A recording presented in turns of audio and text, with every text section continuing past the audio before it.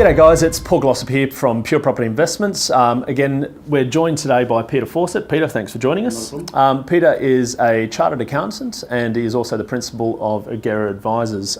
What I'd like to talk about today specifically, and look, obviously always what we like to do is provide education on an ongoing basis to our clients.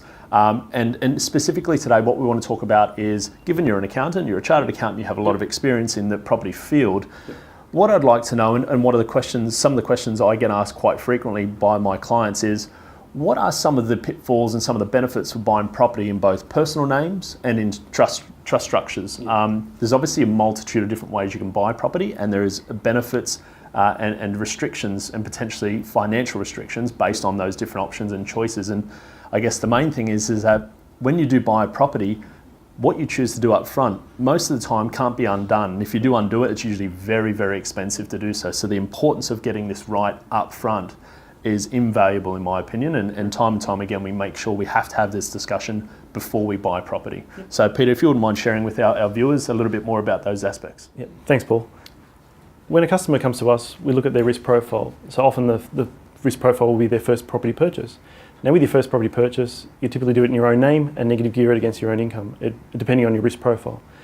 Now if a savvy investor came to us with quite a number of properties, we'd typically push them towards a trust structure. Now a trust structure gives you the benefits of discretionary income distributions and discretionary capital distributions. Now you can take advantage of distributing the family income, or you can distribute the capital in any way you see fit.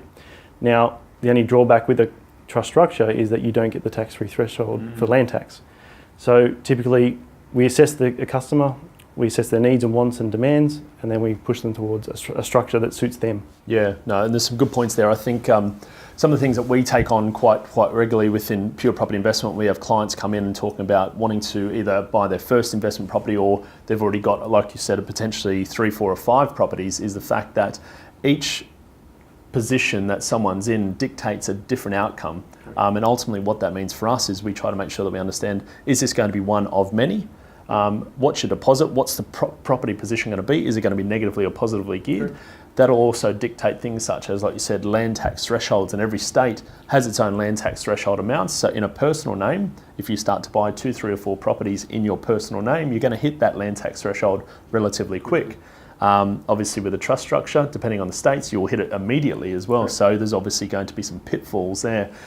As you can hear and you're probably grasping right now, it's a bit of a minefield. I think really what's vital is the right advice to make sure you're buying the right property in the right structure at the right time for the right reasons. And from a personal perspective, having multiple properties bought in different situations and in different structures for different reasons, it's a very important component I learned early in the piece, because what it means for me now is that not only am I maximising my cash flow because they've been bought in the right structure, but when it does come time to sell, I'm going to be minimising my capital gains tax because they've been bought in different structures, probably for different reasons at those times as well. So there's some really absolutely key components there that I think we all have to make sure we adhere to.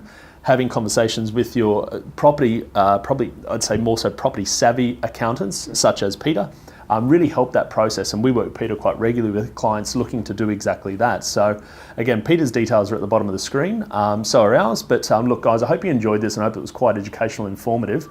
We'll have more to come, but for the time being, stay safe and we'll speak to you soon.